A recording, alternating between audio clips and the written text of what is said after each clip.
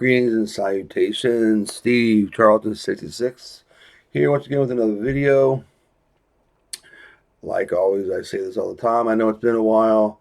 Um, Before we were doing the four-color fossils, so that was a weekly thing, and I was able to do something with that. Now Micah, which I'll talk about Micah in a little bit because he sent me a really cool graphic man. He sent me a really cool uh, A-OK. It's been a while, but I've saved it to share and celebrate here on the channel. Um, yeah, so I haven't done too many videos. I just waited till I got enough stuff where I can talk about it and show it and discuss it and all that kind of good stuff.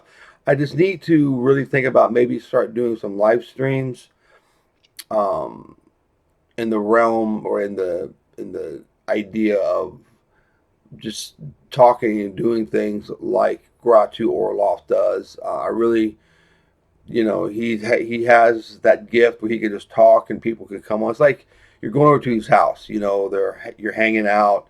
He's got the camera on his live stream, and people will pop in on the. That's what people do. I understand that, but these are long videos. We're talking 8, 9, 10, 11 hour videos, and throughout the day, people are just coming in, chiming in, and it's great. I wish I could do that.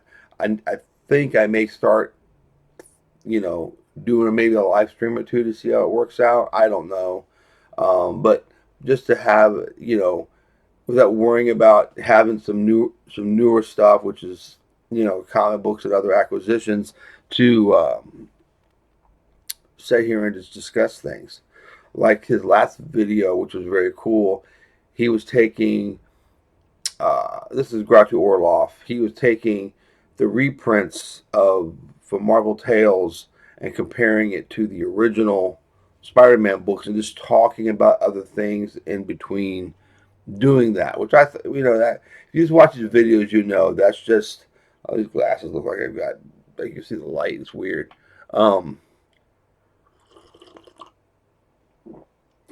The idea of just sitting there just talking, it sounds good to me, where you don't have to sit here and worry about having stuff to show all the time. So, well, I hope everyone's doing well.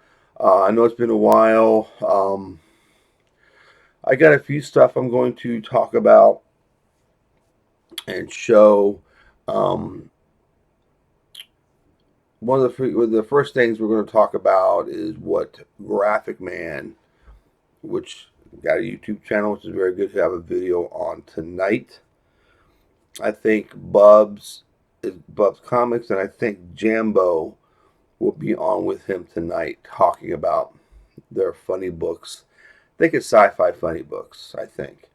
And then Gratu has one on Thursday, another live stream, which if you have the opportunity, join both. Jump on there and talk about funny books. I'm not leaving anyone out that I know of because they're scheduled, and I know about it beforehand. People like me, other folks who just throw up a random video like myself. It's just you follow them, you'll know. If you follow, like I said before, if you follow Four Color Fossils, any of those folks on that, you'll know when their videos are coming up because everyone talks about what's coming up. Anyway, I'm not talking for right now. Again, that's why I should do a live stream, because I can just sit in a chair like I'm doing now, have comics, talk about stuff in between, because the ideas will pop into your head as you're talking about certain things, be it music, which I'm going to talk about a little bit, pulps, books, comics, music, it's all together. That way it'll just be fun. So without further ado, like I said, Micah Graphic Man sent me a pretty cool A-OK a while back. One of the things he does, again, his, Micah's alias is Graphic Man because he does graphics and he's very good at it. Excuse me. What he's currently doing, if you follow him on Instagram and or YouTube, you know that he does reproduction covers to the Edgar Rice Burroughs hardback, original printings hardback that doesn't have a dust jacket, he will make his own dust jacket. Excuse me, and it will be from vintage sources where so it looks legit and it looks good. What I'm speaking of is things like this. This is not the original dust jacket. It is a reproduction that he did. And what he'll do, he'll put another one from another edition on the back. So you get nice artwork on the original. What printing is this? 1918 printing of Tarzan and the Jewels of Opar.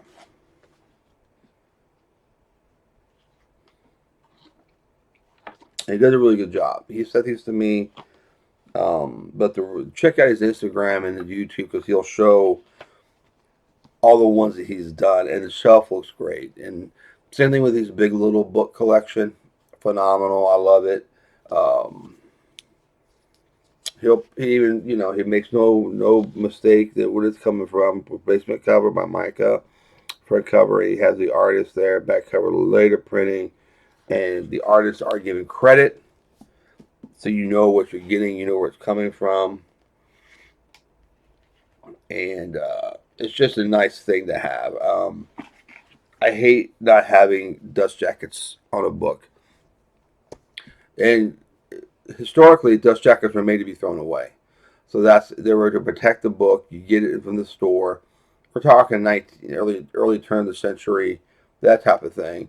Early 19 teens and 20s and stuff. There have a few, like one of my favorite Zane Grey books, Nevada. That's the original dust jacket on this. But they were made to be thrown away. There's various YouTube channels. How I know this, I'm not an expert on everything, but how I know this is that there are a couple of high-end book sellers and dealers on Instagram that talk about a specific volume or a specific book, and they'll talk about something like that, about dust jackets. That's why on some books they're very hard to find because they were thrown away. But luckily we have someone like Micah, Graphic Man, who makes replacement dust jackets. And again, you get the artwork. It's just phenomenal, and it's just great to have this. He did that one. He did a bunch of them. He sent me that one. He also sent me this one, the War Chief, Edgar Rice Burroughs, and a later or earlier printing. It looks like it might be the earlier one because this is kind of, let's see, the Ballantine paper. He even puts in here some other editions from Ballantine, which I think is kind of neat to see that. The 1928 edition is on the front cover, and the back cover is from the interior art. So Argosy put it out. That's what it looks like. And again, it's wonderful historical references that Micah takes the time and puts on these. I think he should, in my opinion, I don't know what Edgar Rice Burroughs would think about it, but I think Micah should, do a little reproduction business on the side. People don't have dust covers and want dust covers or dust jackets. And he can, supply them. But, Edgar Rice Burroughs' estate is, the minute they get wind of that, cease and desist. I don't know if that would happen, but, people who do collect books would be nice to have the dust jackets because they look great on the cover, on the shelf. He's got various shots on Instagram and on YouTube with his shelf full of Edgar Rice Burroughs and other books that he has done the covers for. So again, thank you, Micah, for doing that, sending it out to me. And he also sent me some other stuff. One of the things he sent was the blazing action-filled saga of the Top Guns of the West. I've never had this in my collection. I just don't think about it. I've always wanted this, But when I go to a con, I'm just sensory overload, and the smaller books you just don't think about. Like to fill your runs and to have issues of because these DC Super DC Giants are great to have. I would love to have a whole run of these. But yeah, Micah also sent me this and True Comics number 67. He has notes on the back. He always does this. You get something from Micah. And from Captain Strangelove will write stuff on the back as well. Micah prints it out. Captain Strangelove takes the time. Very good penmanship, Captain Strangelove, if you're listening. I always like what you're writing. True Comics 67. Truth is stranger and 1,000 times more thrilling than fiction. So we got this. This is from 1947. I've not had a chance to read the True Comics yet. I'm. It's kind of like if I do, I think I'm going to try and want a complete run and try and find some other issues of True Comics. And I'm having a hard time getting Charltons anymore. I don't know what it is. I don't know what happened, but Charltons are coming to the point of, I don't want to say they're overpriced because Charlton is now getting some respect from dealers and stuff. But I think that I said before my other video many eons ago, if it feels like, but I think that now the dealers are priced themselves out of the big companies, and now Charlton is the next one, and they're pricing books to make money off of Charlton back issues. That's just my opinion, but you go out on the dealer floors, you go online, you talk to dealers and everything else. It's like the DC of Bronze Age horror. Now all of a sudden everybody wants these things. Not that it's not a good thing to have, because it is. However, the idea that you know let's tap the other vein, and it's kind of like a greed situation. That's what I'm thinking anyway. I just wish all comics were affordable for everybody. That's what I wish. Anyway, this is True Comics. What number he wrote it on the back? Number 36 from 1944. And Canada Subbusters looks kind of a cool story. That's a pretty cool book. I have to get some more True. Yeah, I should be playing. Well, I can't play any music, but Spandau Ballet song True. I should be playing that right now while we're looking through True Comics. He sent me a bunch of True Comics. This is great. The Ski Patrol looks kind of fun. This is number 41 from 1944.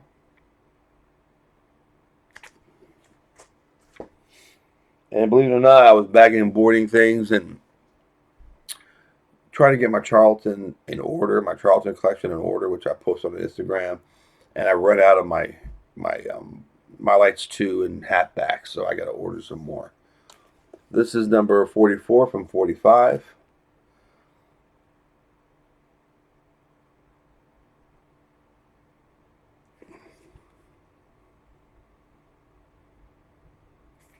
Magazine Press put these out, by the way. Thanks to the great notes on the back from Micah. This is from August of 46. Number 51. I like what this guy's wearing. This guy right here. Oh, there we go. We're at. I got a new camera, so everything's kind of opposite than what I was used to from the computer camera. That's a pretty cool looking book as well. True Comics, number 58 from 1947. This is fun reading, I'm sure. Fun and educational. True Comics, number 64, 1947. The Man-Eater at Large and the Fighting Sailor. That sounds badass. True Comics. Again, this is 47 from 64. Number 64 from 1947. Nice gold key. Mike is a big gold key guy. He knows all about gold key, so he did an awesome video a long time ago about his gold key stuff. I think it was a whole series. I can't remember what it was. I'm thinking. I know he's completed some runs, but Judge Colt, possibly by Richard Green on the cover. Judge Colt #2 from February 1970. Nice train cover. I know people who collect those.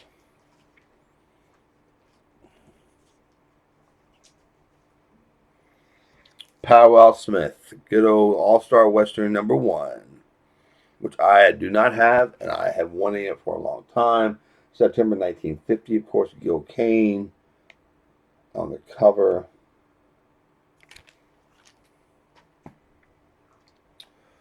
My beloved Charlton book, Six Gun Heroes, number 38, with jingles. And Wild Bill Hickok, a Charlton publication. Look at that comics code up at the top. Jeez.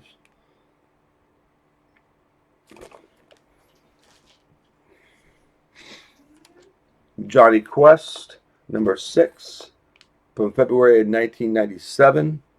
Who did this cover? Yeah, Jonathan K. Snyder. Sweet. One of my favorite artists. I never got this series from Dark Horse. This is number 6. Now I need to find the rest of them. I hope Jonathan K. Snyder did do this. Did the other covers. But yeah, this is cool. If you go on Instagram, type in Jonathan K. Snyder, and you'll be happy you did. Great illustrator, great individual, great guy to talk to. He knows the deal. Comic art, and is one of these artists that captures what you're given to him. I.e., you want a Golden Age character, it looks like a Golden Age cover or comic book. The style that he puts into it. If you like, I got several commissions from him. Moon Knight is one. Shadow. The two Mr. Terrifics together on one page. You know, whatever the specific character, he gears his art style to that character, and it fits it very well. Yeah, that's great that he did that cover. Fantastic. Thank you, Micah. And last but not least, Warriors of the Shadow Realm. I've not looked in my collection yet. I can't remember if I have that. He didn't write anything on the back. Micah, did you send this to me in the pack? It was underneath everything that I had in a comic box. But usually you write stuff on the back and there's nothing there. But in any event, if you did send it, thank you. If not, I got to double check and see if I do have this in the collection. All right. Got a few other things. There's a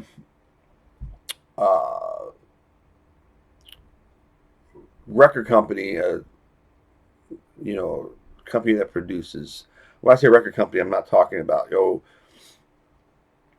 Columbia or something like that, but they're called Bear Family Records, BEAR, like the animal, and they're called Bear Family Records. They're out of Germany. If you do not know about this, great. If I'm rehashing something you already know about, well, just deal with it, I guess.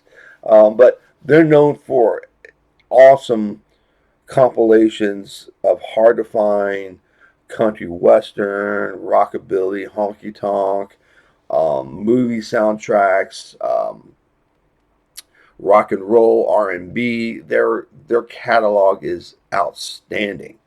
I've got tons. Most of all this here, most of it is from Bear Family. I can tell you right now, this row right here is all Bear Family. Up here, part of Bear Family, and my Gene Autry jazz collection. Yeah, he was a jazz or a blues singer. With some Bear Family. They just don't do a greatest hits type compilation. They do everything. Outtakes, false starts, things that just never hear about from certain artists and artists you never hear from before. That Bear family will tap into and produce some of the best music you're ever going to hear. That being said, I am talking about Bear Family because they have now released, at least it's new to me. Um, Let me see the date on this. Yeah, 2023. So it's new to me. But they have released what they call, I'll show you the little tagline here. Destination series. This is from the CD that I purchased. But they're producing these type of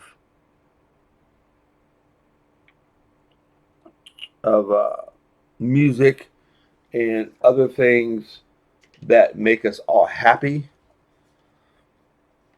And also with when you buy from Bear Family, the liner notes, the books you get with it, they just go above and beyond and give you so much information.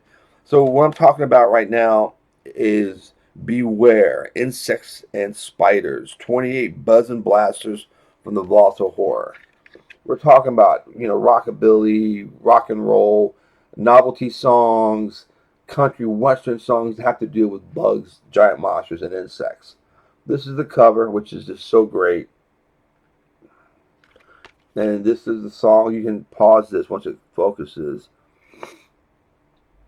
of what is on this CD. But again, Bear Family out of Germany. But you don't have to go to Germany to enjoy what Bear Family has to offer. They are also on most of the stuff you can get through Amazon. And the idea of having stuff like this, that I was going to play it while I was doing the video. But like here, you get the little book. You get so much information. The labels, the bands that did the songs.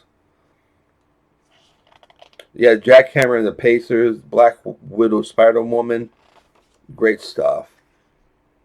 And you get all this information, and these are usually the Bear Family compilations. You're looking around $25, or the box sets are excess of $200. However, these destination series like $11.99, and it's worth it. I'm waiting for one now called The Shadow Knows. It's like I forgot what they called it.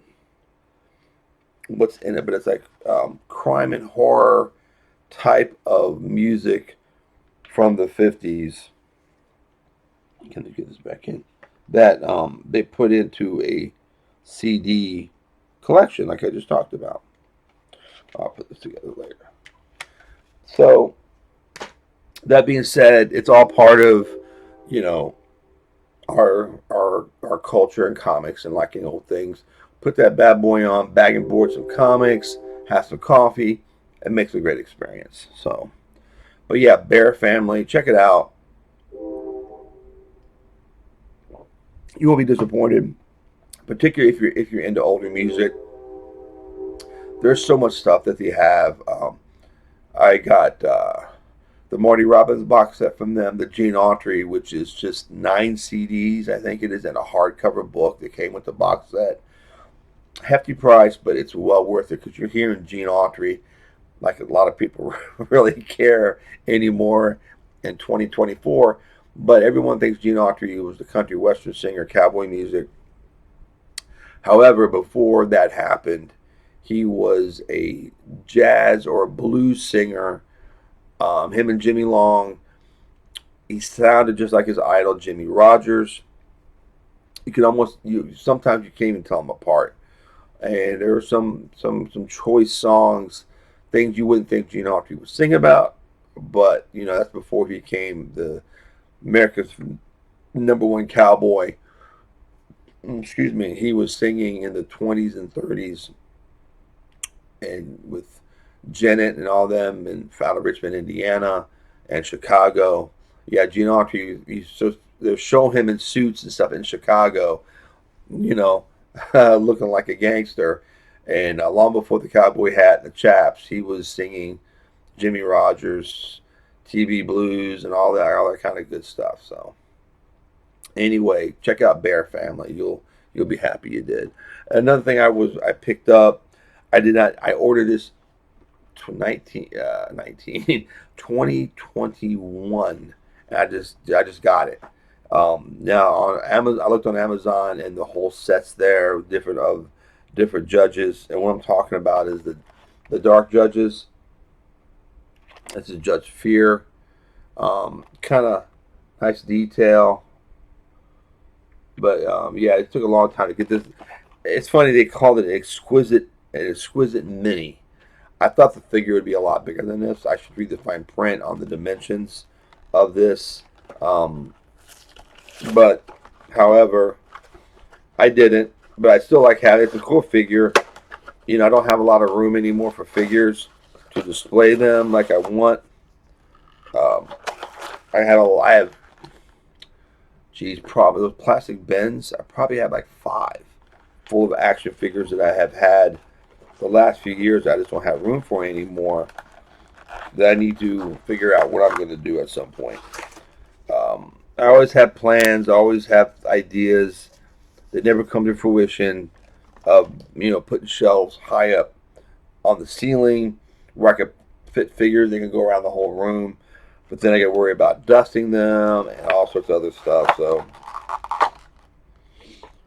um,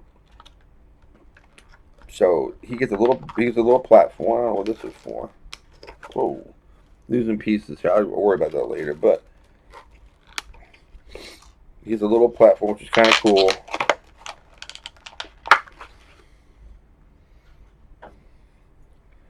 Got like stone and skulls and stuff on it. That's cool. He's got a little.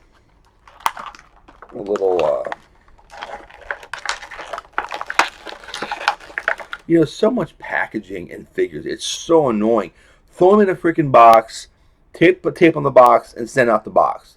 Like the old Aurora model kit, a little shoe box like that. Oh, he's kind of cool, man. I got a big flowing cape. Don't eat this, ladies and gentlemen. You can't. They say so on here. Do not eat. As that old meme says, we're supposed to have flying cars by 2024, but don't eat this wrapper. You know. We got a couple extra hands in here. This packaging is annoying. I loathe taking action figures out of packaging anymore, and especially with those little twist ties. Why? What is the purpose of that? My opinion is so you don't return it. If it's a shitty figure, you don't like it, and you open up the packaging good. Well, first of all, they make you destroy the packaging, so that sucks all into itself.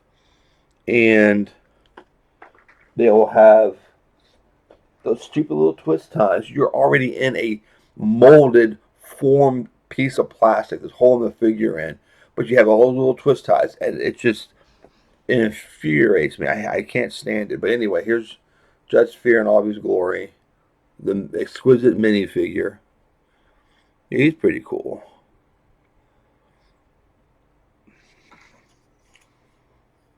And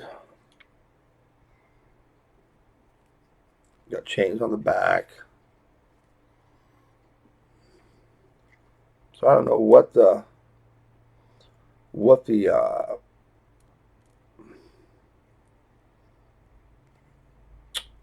extra these little plastic pieces are for.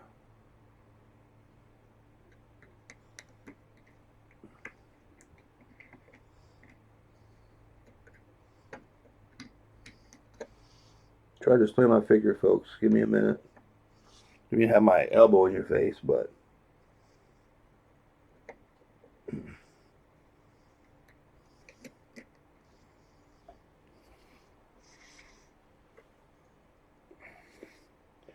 it is a nice little figure. Whoa, I don't want it to fall. Judge Fear, ladies and gentlemen, as Grotto would say. Ladies and gentlemen.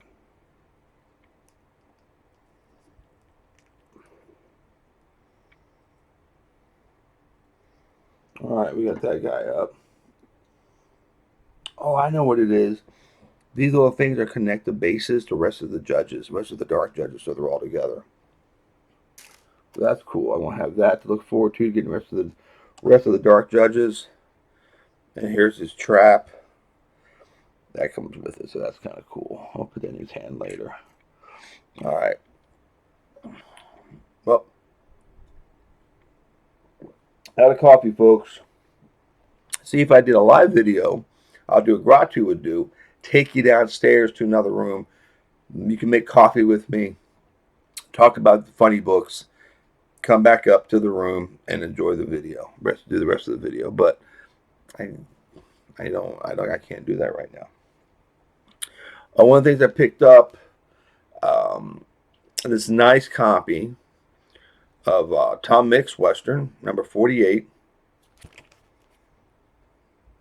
And what's cool about this book, see, no Mylar. I hate that. I mean, he needs to go on some fresh Mylar. This is from 1951, and he's been dead for 11 years, and they're still producing the radio show, still showing his movies, making comics. So it shows how his popularity had transcends even after death, of still being a Western star that people love and enjoy, which I think is just phenomenal.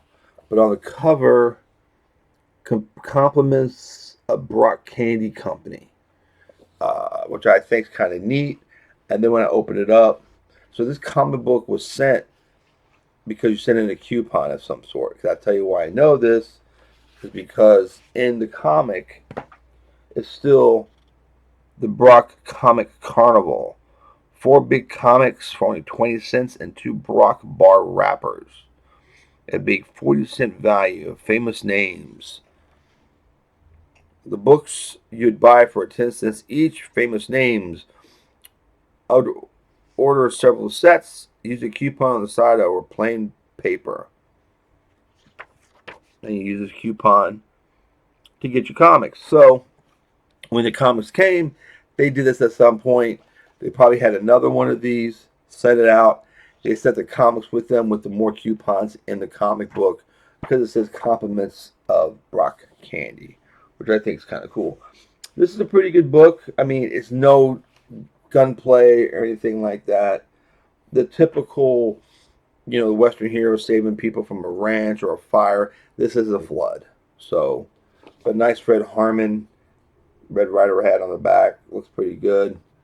But, this cover just aces. I mean, you got Tony, you got his grip down here at the bottom, and look at that outfit that Tom's wearing. Doesn't get any better than that. Unless you're Gene Autry, but that's for another time. So that was pretty cool. It was a decent read. I enjoyed it.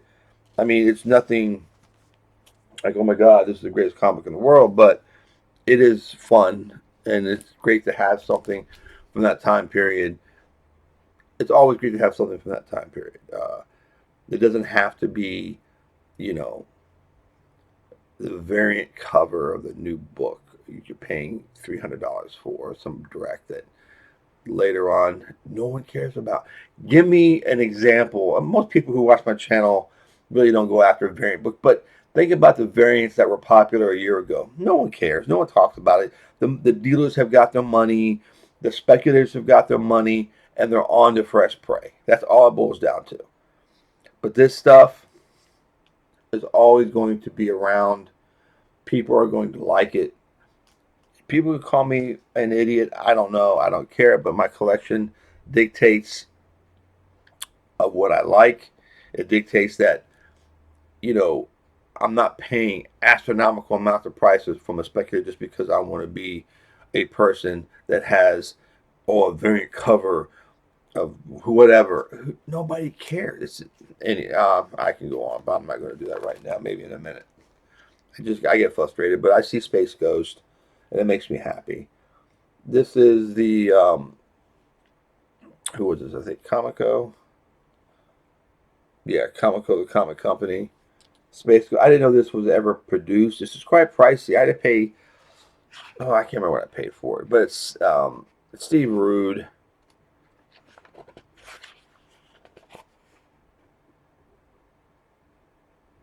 It's just goodness galore. You tell me this is not better than the best new comic book today. I'll say shenanigans on that if you said that there's better comic books than this out there today, because there isn't. Yeah, this is it's number one. It's a nice, really nice shape, but the cover's funny. Yeah, back to those variant covers. I got to go on about this. People chase these things. Again, you collect what you want, and I get that. But people who collect it are not going to be happy with what happens at the end of the day when you have a book that you're paying $300 for because it's hot. The specs are saying that you need to get it. You're falling for it. It's the FOMO. Then the dust settles, and you're left holding the bag. That's what it boils down to. And people need to think about that before they start doing what they're doing with their money. You know, we have numerous videos have the same rant, and numerous videos have the same rant that says, "Oh, get the variant books; they're the best thing to do." You know, we're idiots. We're the dumb ones who pick up a Tom Mix and think it's really good. You know, um, there's two sides to every coin. However, we've got the knowledge to back our play. We got the experience to back our play. And we, meaning, lack of a better term, seasoned readers, seasoned collectors, um, that know when it's folly, that know it's not going to, nothing lasts. Look at the comic book prices now. COVID, they were out, they were astronomical. They were beyond comprehension what people were paying for comic books. Now everyone, the dust is settled. Now their heads are spinning. Dealers and the FOMO people and the speculators alike, they are, and then they'll make videos about it, and they'll make excuses and saying I was an idiot. I should have paid that money. But it's different. If you really like the comic book, if you enjoyed every single page of it, you enjoy every aspect of that book, value the monetary aspect of it set aside, go nuts. I'm all for you. But when you sit here and go, "Oh, look at this cover. Look how cool this cover is," and that's it. You pay $300 for a cover. Now, there are books in the Golden Age that are the same way, and the Silver Age and the Bronze Age that are just a cover buy. This, for instance, this T-shirt that I'm wearing, the Space Adventures, I'm never going to own that book because of the cover. $2,300 for a 5.0 that I've seen, no way. It's a cover, and again, I'm calling what it is.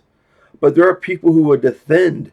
Oh, I bought it because they'll encapsulate it, they'll slab it, they'll put it up on the wall, and they'll go, "Oh my God, I am a comic book collector." No, you're not. No, you're not.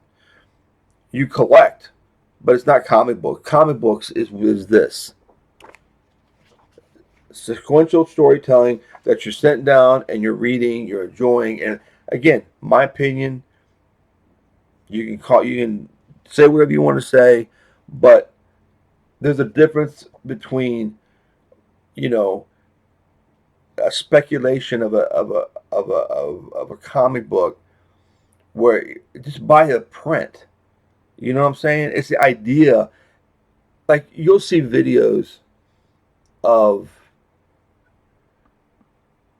people who will make comic book videos that again they will it's some of it's clickbait because they'll make some statement.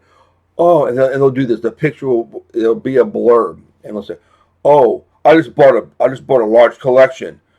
How did I do?" And they're like this. The picture of them is like, "Oh, they're dreading it." Like, if you feel that way, then don't buy the freaking books. If you are dreading it and have to ask us, "How did you do?" Don't do it. You should ask yourself, "How did I do?" Don't worry about what we think. If you're really into it, you'll spend the money. Go for it. But don't put on these videos like, "Oh, I had to sell my collection," and you look like you're distressed or distraught. You click on the thing and it's nothing. You click on the video and it's nothing about that.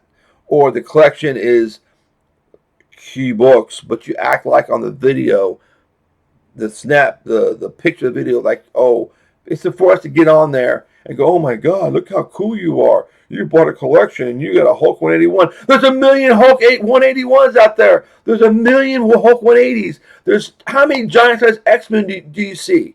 You see tons of them. But everyone's spending thousands of dollars on these books. They're not rare. They're not scarce. I don't understand it. All right. Come to see Judge Fear. He's making me do this. He's looking at me right now. He's doing this to me. No, but seriously, a lot of these videos are like that. They never talk about Hulk 162 and how great it is. If it's not 180 or 181, they don't care. How's that a comic book collector? It doesn't make sense to me. Giant size X-Men. How many of them are in this whole thing by 9.9? It's a folly. It is a misnomer on calling it. I tell you why. This whole 9.9, again, I keep my pulse on what's going on. So I have my opinions there, but it's an informed opinion. There are, how long have I been ranting here? Oh, 41 minutes. That's cool. Hulk Giant size X-Men. 9.9. No, I'm not buying it. CGC has been effing up more than they ever have been. They're hiring these 22-year-old people who do not know anything about the medium or comic books, grading comic books. You can go on the CGC YouTube video and they interview these people who just say there's no training or there's no experience is what I'm saying. They didn't have any experience. They don't want people with experience because they're gonna be grading it the way it should be graded, and they're not gonna get the money because they're gonna send a comic book in. Oh, this is our 9.8 candidate. I need to press it and clean it, and it'll be 9. You gonna press and clean something? You're restoring it. Sorry, you restore to its original condition. That's restoration, my friends. I hate to tell you, I hate to break the news to you. However, so you've got a book. That's what they think about. Oh, it's a 9.8, and they'll go on and on about that. Then you set it in, and if it's below the 9.8, oh, I got a 9.6. Oh, CGC. Oh my God. How do you even know what a 9.6 and 9.8? It's all subjective. Back to Giant Size X-Men 1. What does, again, experienced collectors and experienced comic books and comic book readers know this? What is the problem? I say problem, not a problem to me, because I don't care. What's the problem with square-bound comic books, particularly the ones from the 70s? I'll tell you. This is not one, but I'm using this as an example because this is a kick-ass book. I'm going to go for that in a minute. On the spine, there are staples. Those staples are going to wear through. You put in a CGC case, I'm sorry, it's going to move in there. There's pressure on there. All you're doing is pressing that cover down to those staples, and you're going to have a problem. So you cannot say it's a 9.9. It's impossible. You're saying it to get your name back on the map. So these idiots will send in 50, 60, 70 books. Oh, I'm getting these all graded. How much are you paying for all that? Wouldn't it be great just to have a few more cool comic books in your collection that you can read and enjoy? Oh, I'm sorry, you won't be as cool because you won't have a bunch of bound volumes, a bunch of key books slapped on your freaking wall. That's all it boils down. That's all it boils down to. And bragging rights. Like, I care. Like, anyone should care. I don't. I'd rather see freaking Tippy Teen number 14 than a Giant Size X-Men 1 because you don't see it all the time. I'm using Tippy Teen as an example. I'm sure there's a million of them out there. But these books are not rare. These books are easy to find. There are people who hoard them. And Gratu made a fine point on people like me. I don't have a stellar collection by any stretch of the imagination, but I have a collection. If something would happen to me, these comic books are going to hit the market. So how many people out there who are my age or older who have phenomenal Silver Age collections, phenomenal Bronze Age collections. How many are out there? They're going to hit the market. It's going to be just a deluge, is that the right word, of funny books that everyone's going to go gaga for.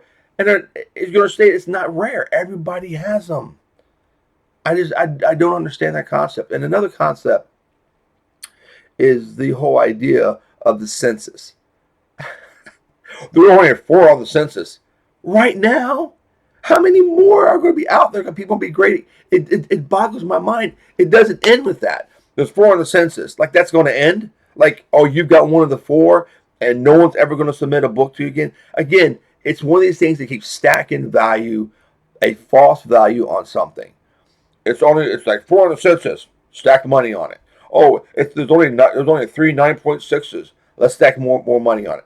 For right now, who knows what it's going to be a year from now, 5 years from now? So you're throwing your money into something that, just like the COVID prices dictate, you pay too high, it's hit the bottom, and now you're paying the piper. You play stupid games, you win stupid prizes. But guess what?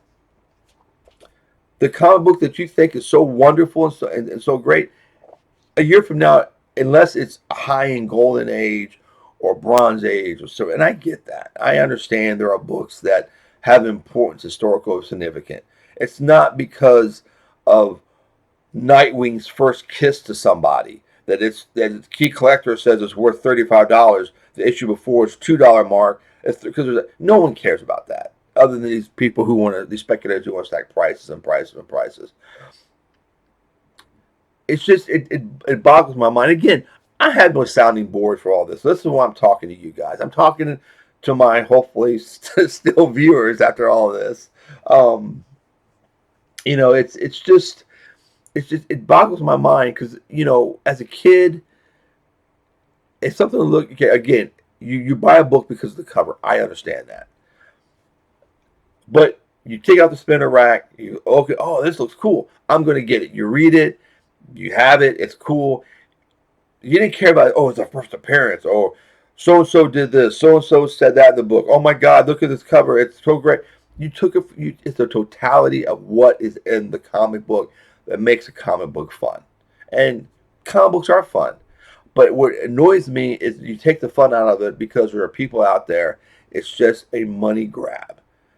Like I just took the whole CGC debacle.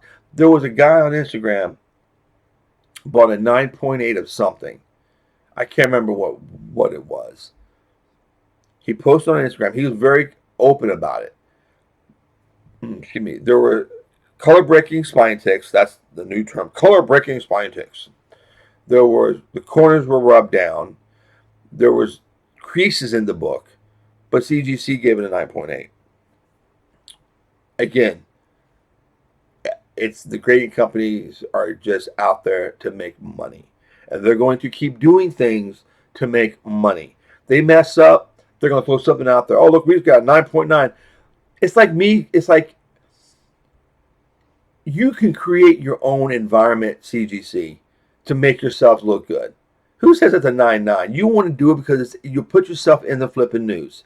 That's all it boils down. You're the one doing it. Okay, CGC, you say your book's 9.9. All right, I'll play your game. Send it to another grading company. See if back your play. If it's a truly 9.9 book, send it to another grading company. Oh, you won't? Why? Because it might not come back at 9.9. Exactly, because it's all subjective. And you can't say that. You can't say that something 9.9 because someone's going to come and say, no, there's a little color fleck on there. And that's what's going to happen. You know what? Checks and balances. There's no one to check and balance CGC.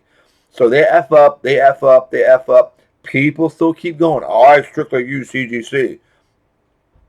But then you'll see another video from them. Oh, I just got these books back and they're supposed to be 9.8 candidates and I got a 9.4. Oh my God. You know what? Relax. Take it out of the fucking thing. Excuse me. Out of the freaking slab and enjoy the book. Another thing that, oh my God, I'm ranting here, man. I got some books to show, I promise. Another thing that bugs me is the idea of newsstands. Where does this come from other than wanting to get more money? Because before comic book shops, everything was a newsstand. So theoretically, if this, well, I can't say that comics was a newsstand because it was from a candy company. They were hung up by clothespins. They were hung up by string. They were these books on newsstands back in the 30s, 40s, 50s, 60s, and even in the 70s were all newsstand books. There were no comic shops. So why are they not called, oh, this is a newsstand copy? Because it doesn't bring him the money. Okay, who cares if it was a newsstand in 1999 or 19, who cares? Comic book shops are putting comic books out just like 7-Eleven would. They're going to put them on the stands. You buy it, you walk away great.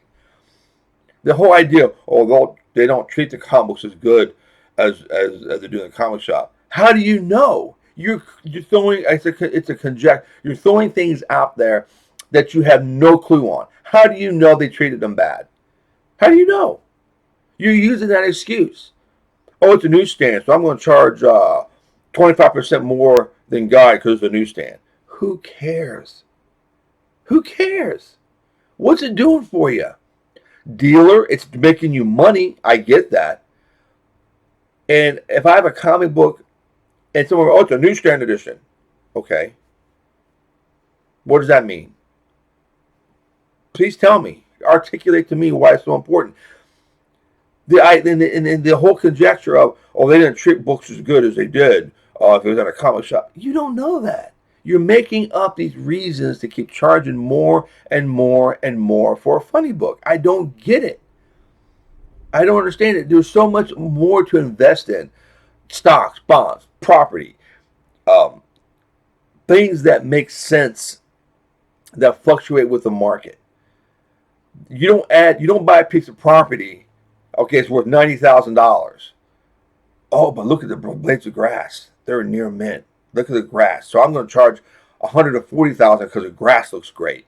Oh, but no one walked on the grass. So let's make it even more money because no one's ever walked on the grass. The soil's fertile, so we can grow crops. So let's charge them more for this land. That's what it's like. They don't do that though. But with comic books, they'll make up every reason to charge more and more and more. And people who don't know will sit there, oh, it's a 9.9. I cleaned and pressed, and it's a 9.9 now, 9.8. I'm going to send it in, and I'm going to get it graded. I sent 300 books to CGC. I spent $1 million to slap a bunch of books, and now I don't have $1 million. How are you going to recoup anything? Because it's folly. I've said enough about this before, but it's just the more I'm informed about what people do, and they're not honest with themselves. You know, on Instagram, you make a comment about something, and there's logic behind the comment. I just don't go on Instagram or YouTube or whatever and just write just to be mean. No, I don't do that. It doesn't do anything for anybody. But when you put out logic questions or logic comments, and they snap back, oh, you just don't know what you're talking about, blah, blah, blah, because the X-Men annual number 14, that was a newsstand, is on eBay now for $300. That doesn't say anything. Go back to my original statement. Every comic book before there were specialty comic book shops were newsstands. Yes or no? Yes. So why are those books being coveted as newsstands like the recent books? They're all treated the same. And again, the articulation that they give, oh, they just didn't treat books as well. And find one in good shape is hard. You don't know that. You don't know how they were treated. You don't know how they were treated in the comic book shop. The direct market, when it first happened, they acted like that was the big deal. Oh, there's a direct market book. You can tell there's a diamond up here.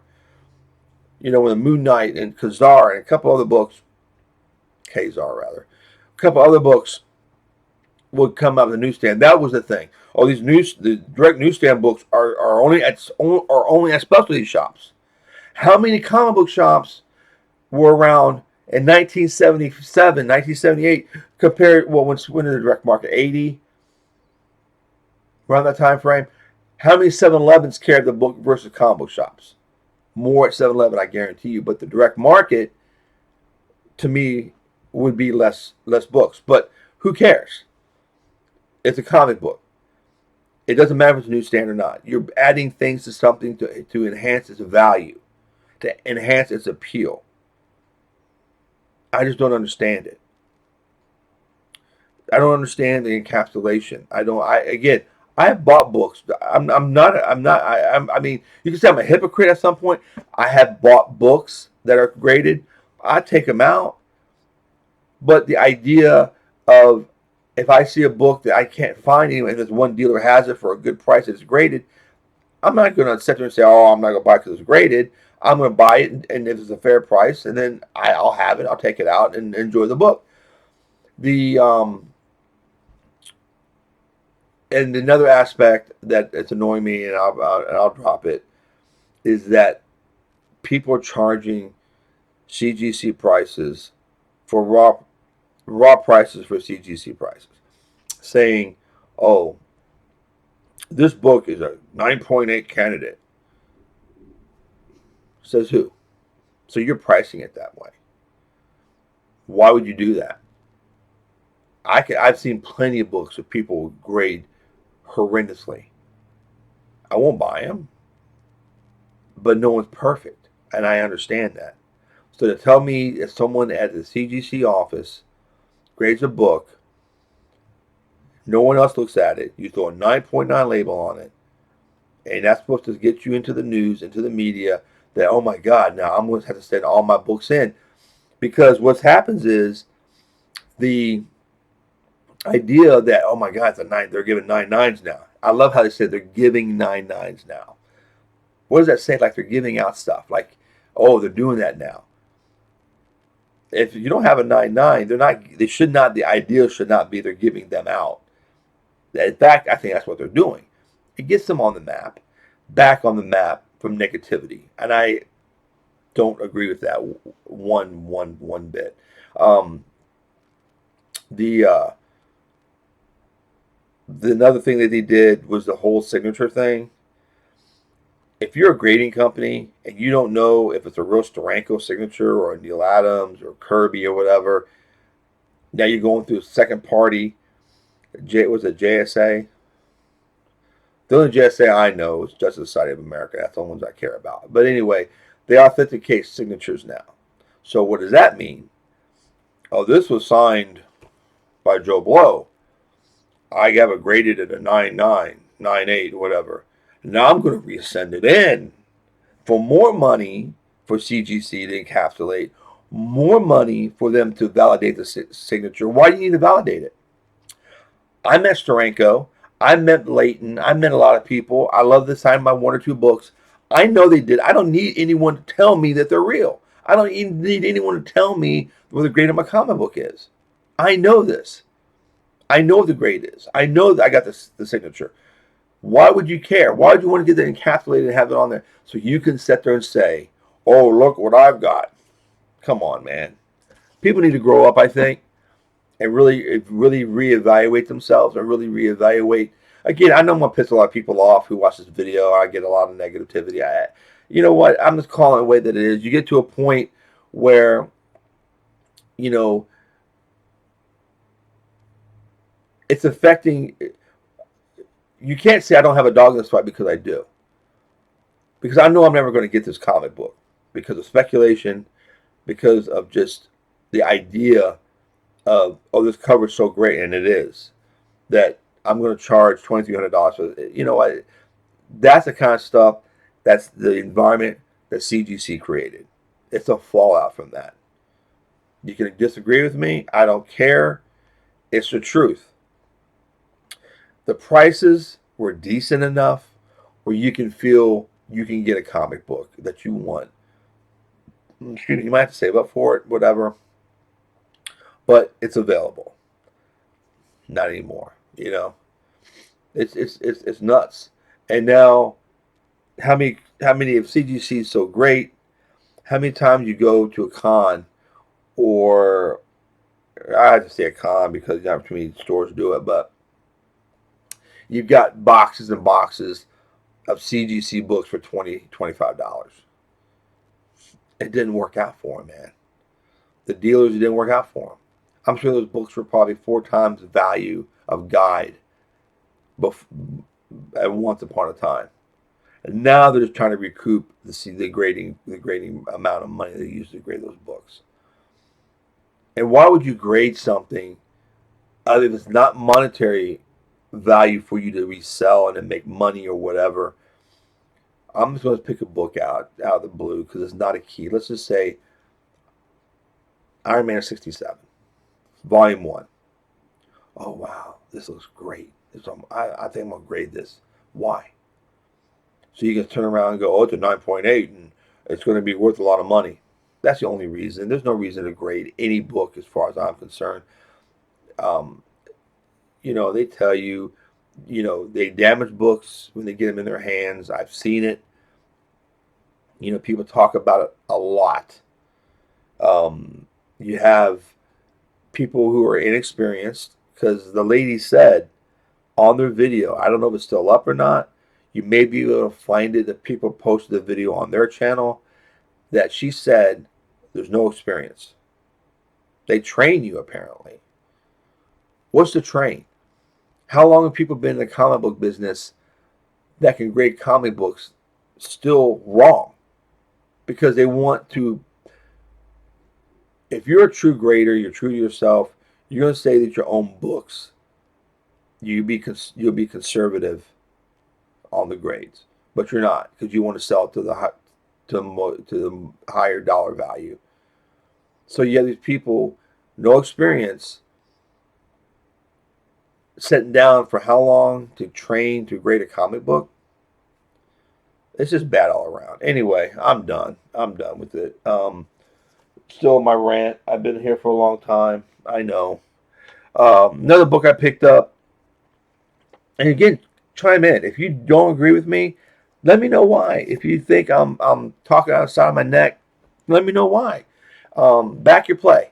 Give me something where you can educate me. Maybe I missed that. I don't work for CGC. I just know what the result is.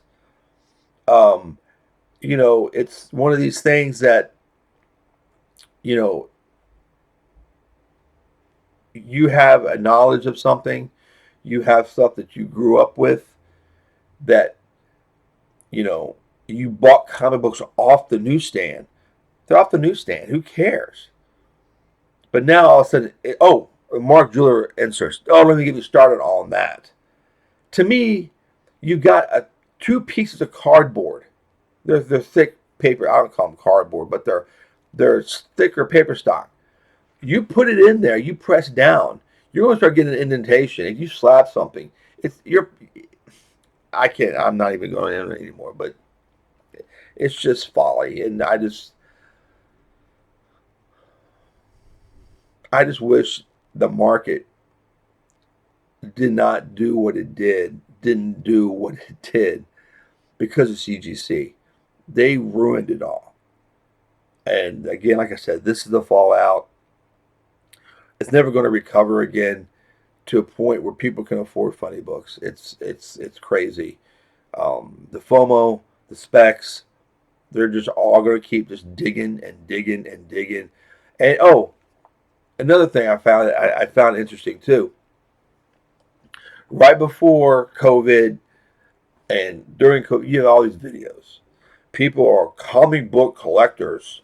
They make videos. They talk about the market. They talk about what's in, what books you should buy, and all this stuff. They get all these followers because they've got some type of charisma, so to speak. I don't have any charisma really, but I make my little video. I don't have any bells and whistles, but they have a certain way that they present, like they're hip to the comics, so you want to be like that person and get the same comics that they get and talk about the same thing that they do.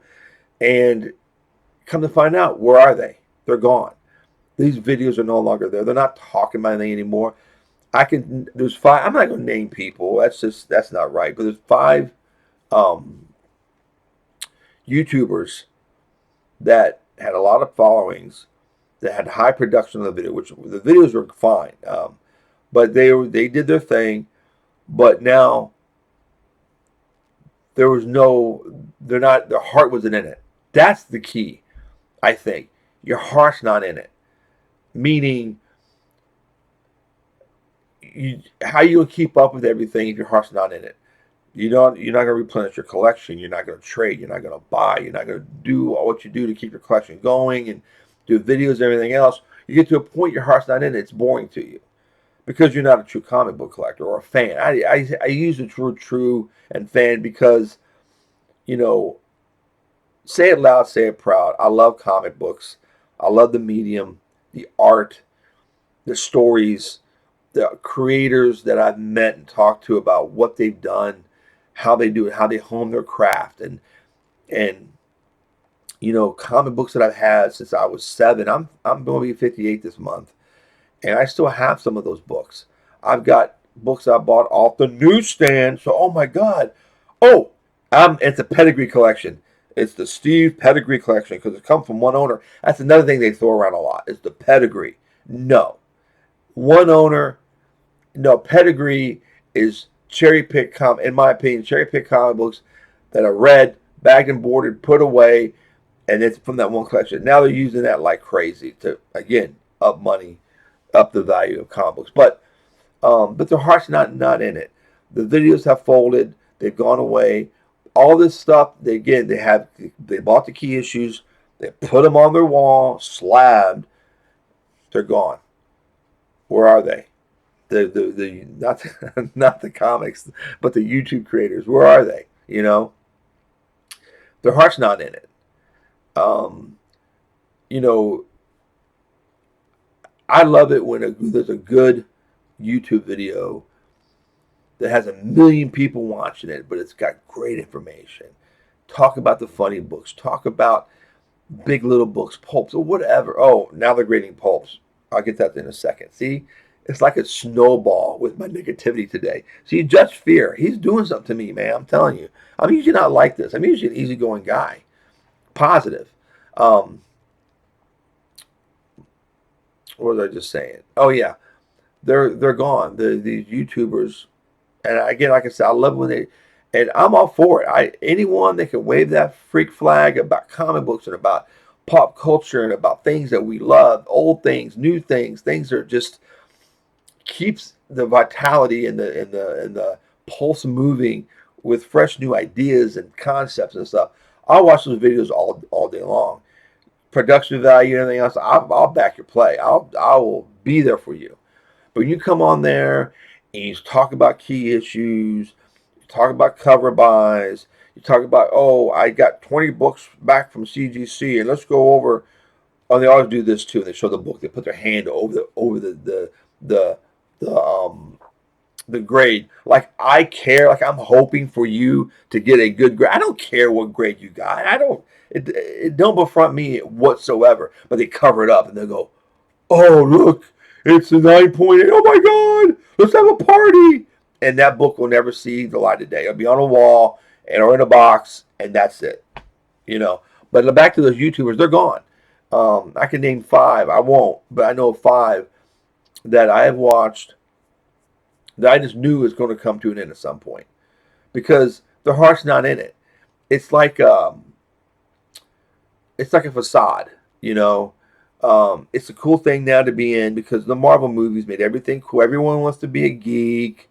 Everyone wants to be a nerd. Oh, I'm in the. They talk about Marvel movies. That's all they talk about. In your act, and you go, did you read Iron Man 14? No. Did you what comics you read? It's the movies that and they'll collect comic books, not read them because of the movies. They want to show, oh, I'm a true nerd. I'm a true, and you're not.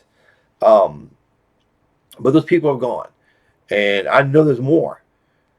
It just shows that the idea of the comic books and keeping up with with what you supposedly like is no longer fun. You did it to yourself. I hate to say that, but anyway. Um, Pulps.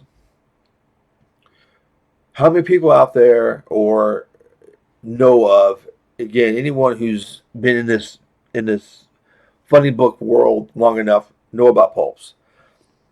Either reprinted pulps, the actual pulps, paperback reprints, whatever that you know of pulps. You have enough information, enough knowledge to know they are very, very fragile. From day one, the minute they are put on the newsstand back in 1933, 1935, whatever the year was, they were already fragile. They were made to be thrown away. They were made, I do with the cheapest paper, pulps. Is where they got its name from. It's kind of like an endearing term, but it could be a negative term as well because it's pulp paper. It's very coarse. It's very brittle. There's not. They don't treat it.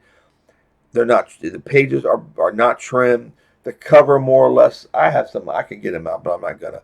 The cover will overhang on the book because the cover was made bigger than the actual pages, so it's going to overhang and rip on the edges. It was from day one. They were already in bad shape. Okay. How many years has it been we've been collecting pulps or reading pulps or know about pulps? Decades. Okay. 20s when the pulp genre really took its hold, and then ideally, just like comic books, the heroes came and everyone in the pulp business really expanded, um, but they were not in good shape from the get go. So we're talking about pulps that are now 100 years old, 80 years old, are getting graded by CGC, getting an 8.5. How? How is it an 8.5? The average one I've seen is 5.5, 6.0. It still boggles my mind. How do you grade a CGC? I know for a fact, I know from experience, reading any pulp that I had, that I have had, that I have now, I go to read it, what happens? A piece falls off. I move the page, it comes unglued from the spine. I move a page, another piece falls off. So I ask you, CGC, and those who back CGC think it's the greatest thing since sliced frickin' bread, how do you grade that pulp to be an 8.5 when you have to do a page count?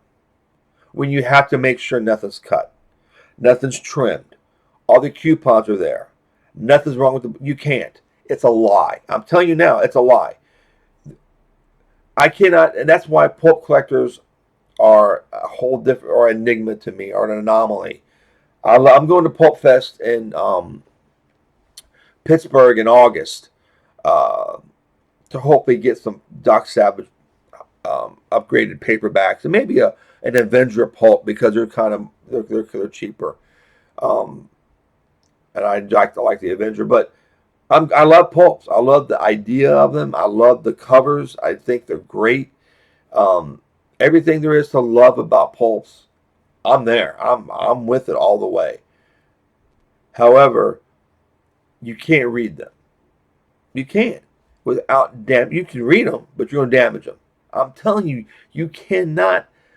It's like getting into your car and say, I'm not gonna put any mileage on my car. I'm gonna drive around the block and not put any mileage on it. It can't happen. The pulps are made the way that they're made. You can't fix it. It's part of their makeup. You're going to damage the book if you read them. And the idea that a pulp can get an 8.5, where is that coming from? I would love to be in that room with them doing that. I guarantee with what they did. Any pulp, a 5.5 pulp, look at it. Okay. Yeah, we gotta keep our pulp. We gotta keep our pulp thing going, so people keep sending pulps in. Yeah, I'm gonna get this a 5.5. I'm not gonna look at it. I'm not gonna open it up because I'm gonna damage it. But I'm gonna just look at it. There might be some pages missing. I'm not gonna know because I'm not gonna open it up. But yeah, we can't damage it. So we're gonna just give it a grade and send it out. I can't tell you how many people are grading pulps now because it's the end thing. CGC is our worst enemy. I wish people wouldn't fall for it. And I'm dying to see. I shouldn't say I'm dying to see because that's a mean thing to say. But I wonder how many. What is it going to be with the pulps that you look at the case and you'll see little flecks of brown paper at the bottom? Is that going to affect the grade? Obviously, because the pages are falling apart. I have my pulps and mylar on my shelf, and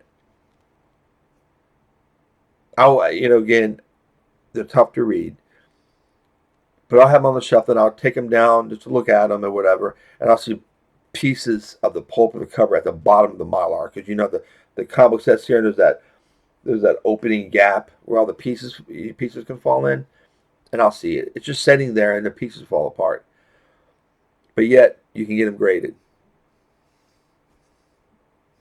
That's beyond me, man. Anyway, man, it's the longest one, longest videos I've done. I guess I'm just. It's been a while, so I guess I'm getting out all my frustrations right now. One thing that picked up, I found the dollar bin. I don't usually dive in the dollar bins that much because things are not bagged. It's hard to look through the books, and really, there's nothing really there for me because most of the stuff that are in dollar bins now that I have collections of the Ultraverse, the Valiant, um, Cross Gen. What other books that you find a lot in the dollar bins? Um, Aquaman, which sadly you find in the dollar bins. But anyway, this was from the Pulp Heroes, which again I had all of them. I had this when I had it signed by Sean Chen, who did the artwork on it, but I gifted it to a good friend of mine, and I haven't found a copy since. To go with the rest of the Pulp Heroes. Obviously, this is a homage to Doc Savage. I don't like that costume at all. Um, but again, this is a spoiler, so don't. I don't want anyone to spoil this. But at the end, this is such. It gave me chills. It still does. At the end, you know, Clark and his team, the very pulpish, you know, uh, team of aides or associates or operatives or whatever you want to say, they at the end of the adventure, as you can see, um, they're walking out, and you see, a moment of your time, please, Mr. Kent. Who? Everything your young friend was told is quite correct. Blah blah blah. Who are you? And you can tell from that panel who it is. A friend. Good luck, Mr. Kent. You have inherited a most daunting responsibility. And then the last panel is just the favorite. This is horrible. This camera, I can't. I don't know which way I need to go. Gosh dang it! Oh my goodness, I'm messing this thing up here. There we go. That last panel, Doc Savage and his Fabulous Five. Think he's up to a dent, meaning Lester Dent, Kenneth Robertson, right, Doc? And if not, we should have grabbed that thing. I have read Mr. Kent's writings, and he's a man of great honor, courage, and unique special resources. For the first time in history, the medallion is truly safe. There's Doc there, his Fabulous Five, and Lester Dent, which was a great ending. Ooh, focus. Okay. Anyway, I'll focus in a minute. Which was a great ending to that. All right, look at that. I'm all blurry now. Maybe CGC is coming into the. I don't know how to focus this thing. There we go. Maybe CGC is messing with my camera. But that was a great ending to that. That was my favorite issue from the pulp. That one and the Aquaman one. And what else would I picked up from the dollar bin is the official Mandrake the Magician by Lee Falk.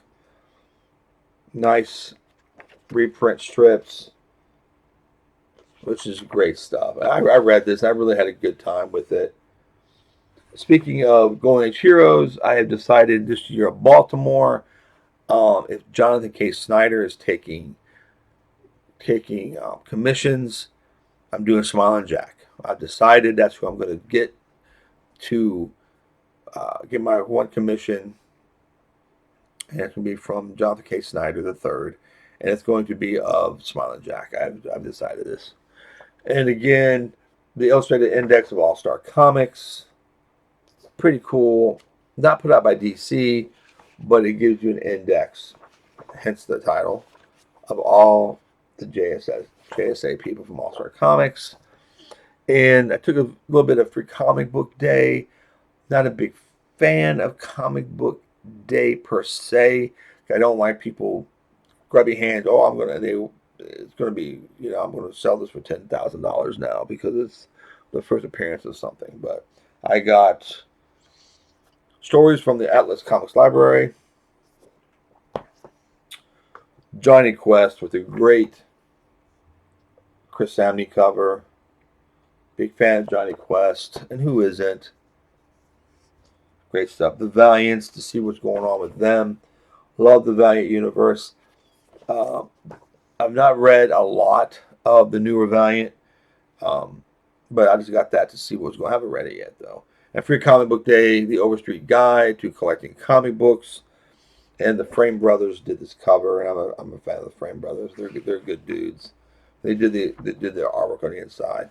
Talk about storage and stuff that we already should know, but it's just fun to do. And then again, I'll give to someone who I know who's trying to collect comic books or into comic books. I'll get these guides and give them to those people because they won't buy the price guide. I mean, again, because it's pricey, and I understand that. So the collecting guide to comic books is kind of cool. Gives them an idea that help preserve their collection and to treat it good. So it's around for generations. One of the cool one of the cool back issues I picked up. I've been looking for this for a while, and I finally found one in nice shape. Other than a dust shadow, it looks really great. John Carter Mars with Gold Key is the first issue. I think it grades about a 7.0, I think. But it's a really fine copy. I love it. This is a fun book, and trying to find a place to put all this stuff. I had this once before, a long time ago, and again, it's a square-bound book, so I was happy to find this in this shape and add it to the collection and read it and enjoy it. This is the 80-page giant number 67, 3 full-length classics. Good stuff. Such a great cover, I think. And on to some collections that I got. Not collections of comic books, but collected comic books, I should say. This gem, Web of Horror, the complete Web of Horror. And what's cool, the cover's like canvas, and the writing is raised, and it's slick. It's canvas. These books are overpriced, too. I'm sorry, the Web of Horrors are way too expensive. Get this volume. It's only $49.99. I think it's $39.99 on Amazon currently. But you open up, look at this. Doesn't get any better than that. Look at that. It's amazing. Amazing. But the quality is really, really good.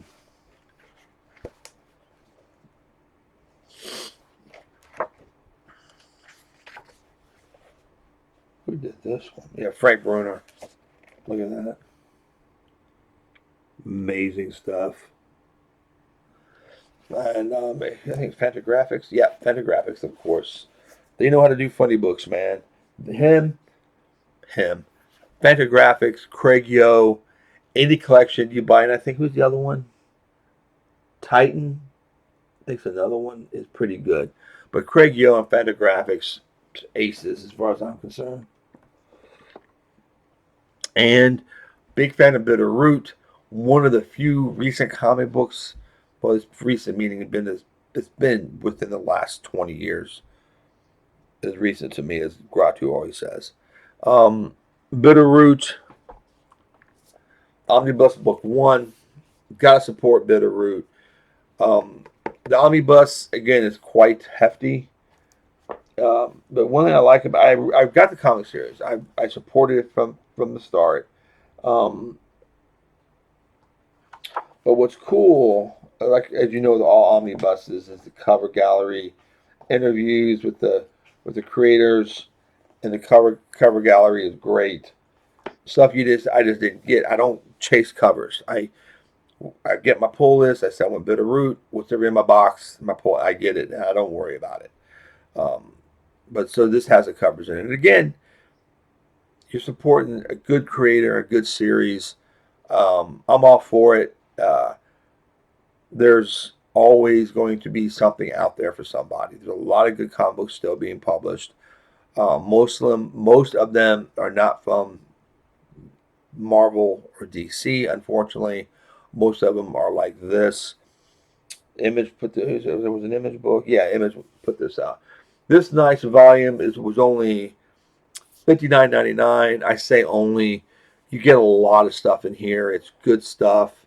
Sanford Green, who did the artwork in this, part of the creators of this, is going to be at Baltimore, I think. I'm going to take Bitterroot 1 and this and have him sign those books if you would not mind doing so at some point during the con. And I brought up Volume 1 of Adventure Man. This was another a newer series that was really good. Very pulpish feel. Again, it was this Matt Fraction, yeah, and the Dodsons just did phenomenal work in this. Very pulpish, but in modern times. The reason I brought up number 1 because number 2, volume 2, had just come out, and these are only $24.99 a piece. So you can buy both under $50, probably on Amazon, or go to your local comic shop if you can, because Amazon sometimes you won't get these books and these are going to be dinged up. Again, I'm not a condition freak, but when a hardcover book brand new and it's been bashed in, it bugs the crap out of me. I got one of my favorite books. I'm not gonna get it off the shelf now because it'd be a pain. Um, the Tom Sutton Monster Creepy Things volume from his Charlton stuff. Beautiful book. However, when I ordered it, I didn't order from the comic shop. It wasn't available at the time. Amazon had it, and it was obviously in a bookshelf like this, but they pulled it from here to pull it out, and they ripped right here at the top. So I see it. It's like a wart, and it bugs me. I should have a.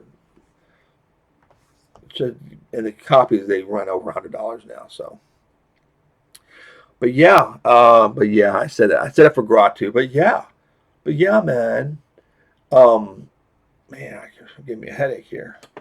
Uh, hope you like what I showed.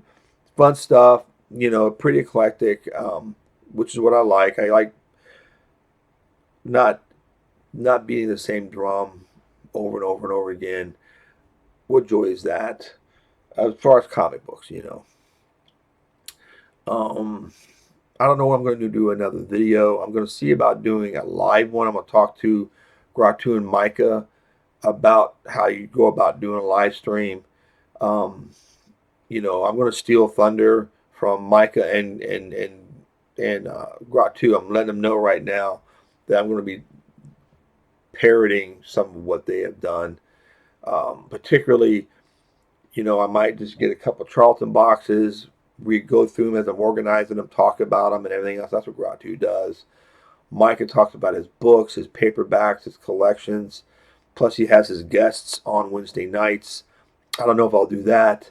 Um, I would love to get a comic creator or two that I know pretty well. That I would love to get them on a channel, not to get views or anything like that, but just to share their experiences and the ideas and concept that they've come up with over the years. And just, I think people would enjoy that type of content. Well, anyway, I've been on for almost an hour and a half, so I'm going to end it. And I got 30 seconds left, so I'll use that 30 seconds to say thank you. Thanks for being here. Thanks for taking the time to sit down and watch this. I know time is precious sometimes to people. They got a lot of things going on, but you take the time to do this and watch it. Comment. Please comment. You for what I was saying, or just give me an idea. Give me something. Give me something it's tangible. We can have a discussion about it at some point, and that might be another video. So anyway, you guys take care. This is Thursday, I believe, Thursday morning. So I'm past the hour and a half mark. Take care, guys. Happy reading. Enjoy the books, man. Enjoy those funny books. Buy what you like. Enjoy it. Don't let anyone dictate what needs to be bought. And again, I think most of the people who subscribe to me and watch my channel, we're already on the same sheet of music. So take care, guys. Thank you.